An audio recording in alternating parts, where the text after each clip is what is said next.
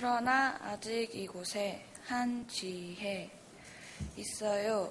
아직 돌아오지 못한 이들이 있고, 돌아왔지만 돌아온 것이 아닌 이들이 있고, 아직도 밝혀지지 못한 진실은 지쳐 잠들어 있고, 책상이 있고, 의자가 있어요. 진도는 다음 시간에 나가고 선생님 첫사랑 이야기 해주세요. 내일은 수학여행 가는 날. 아니요, 선생님, 우리 수학여행은 가지 말아요.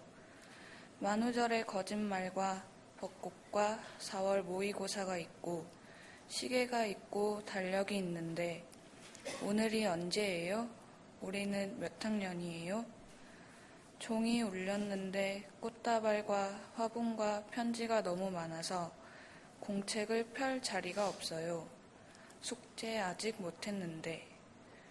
교과서에는 우리가 눈을 떠야 한다는 문장이 모처럼 박혀 있고 우리는 깨울 거예요. 졸리면 가서 세수하고 와. 선생님도 그러셨거든요. 아직 안 끝났어. 축구를 하던 운동장이 있고 영원히 잠글 수 없는 사물함이 있고 아직 숙제가 있는데 숙제를 하려면 책상이 필요한데 우리는 너무 투명해. 그러나 아직 이곳에.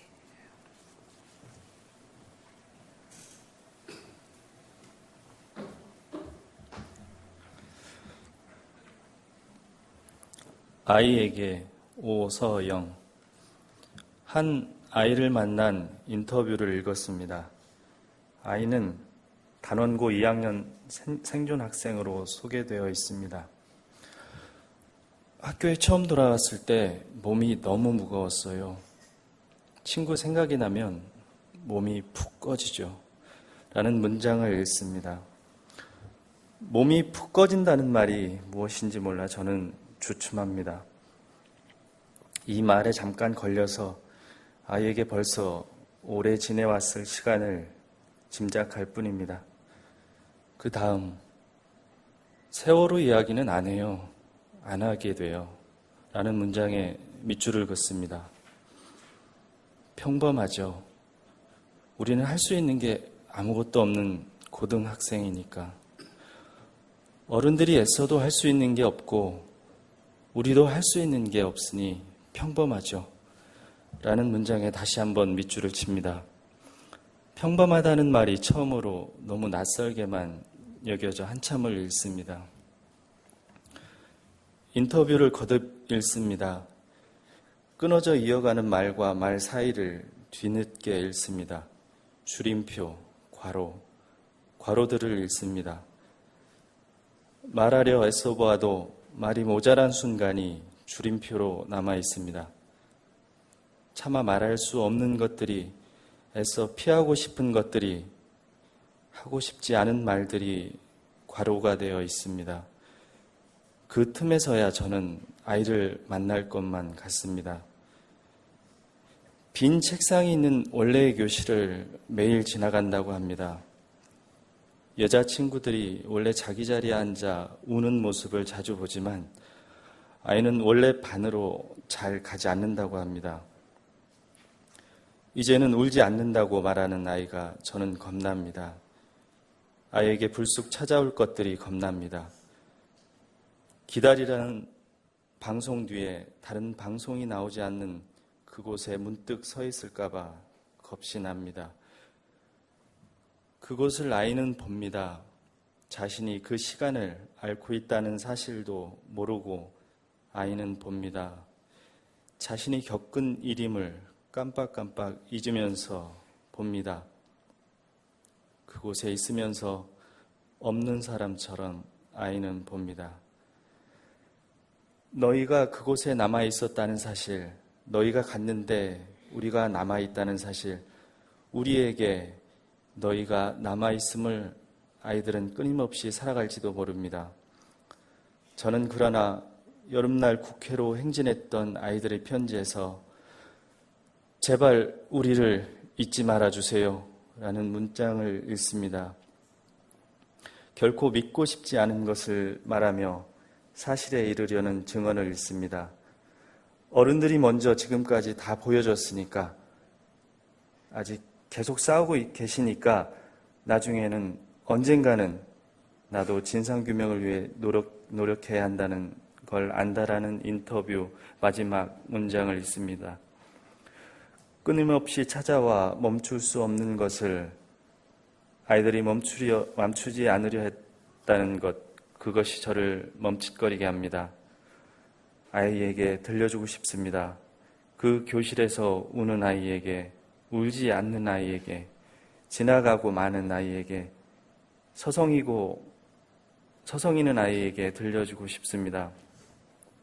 보내야 했던 아이들의 의미가 되어 돌아올 때마다 우리는 아주 서서히 나아져 갈 수 있을지도 모른다고 말입니다. 이 말을 어떻게 제가 할 수 있을지 잘 모르겠습니다. 할 수 있다면 아이에게 들리지 않을 말을 간신히 소리내어도 아무도 듣지 못할 말을 가장 멀리서 들려주고 싶습니다.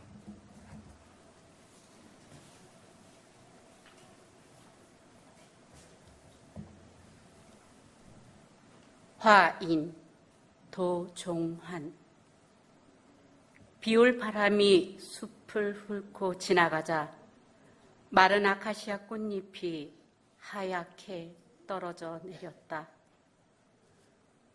오후에는 먼저 온 빗줄기가 노란 붓꽃 꽃잎 위에 후두둑 떨어지고 검은 등 뻐꾸기는 진종일 울었다. 4월에서 5월로 건너오는 동안 내내 아팠다. 자식 잃은 많은 이들이 바닷가로 몰려가 쓰러지고 그것을 지켜보던 등대도 그들을 부축하는 이들도 슬피 울었다. 슬픔에서 벗어나라고 너무 쉽게 말하지 마라. 섬 사이를 건너다니던 새들의 울음소리에 찔레꽃도 멍이 들어 하나씩 고개를 떨구고 파도는 손바닥으로 바위를 때리며 슬퍼하였다. 잊어야 한다고 너무 쉽게 말하지 마라. 이제 4월은 내가 옛날의 4월이 아니다. 이제 바다는 내게 지난날의 바다가 아니다. 눈물을 털고 일어서자고 쉽게 말하지 마라. 하늘도 알고 바다도 아는 슬픔이었다. 남쪽 바다에서 있었던 일을 지켜본 바닷바람이 세상의 모든 숲과 나무와 강물에게 알려준 슬픔이었다. 화인처럼 찍혀 평생 남아있을 아픔이었다. 죽어서도 가지고 갈 이별이었다.